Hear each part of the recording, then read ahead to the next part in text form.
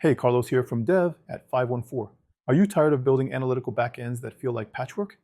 If that sounds intriguing, give me just 60 more seconds.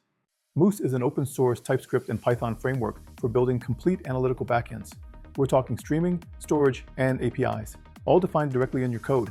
Moose offers a infrastructure from code approach.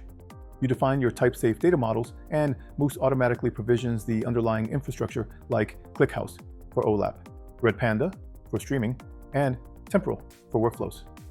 Want to get data in? Use an ingest pipeline for push-based events. Need real-time aggregations? Materialized views pre-compute results for instant dashboards. And for querying your data, consumption APIs expose type-safe HTTP endpoints. The dev experience just rocks. You get local development with pre-integrated services, and hot reload development means infrastructure updates instantly when you change your code. No more waiting for deploys. Stop wasting time gluing systems together. Start building with Moose and experience the power of a unified codebase for analytics. Learn to get stuff done in just 5 minutes using our Quick Start guide. Oh, and did I mention Moose is open source? Check out our GitHub repo, and if it resonates, let us know with a GitHub star. That's it for this brief intro. Thanks for watching.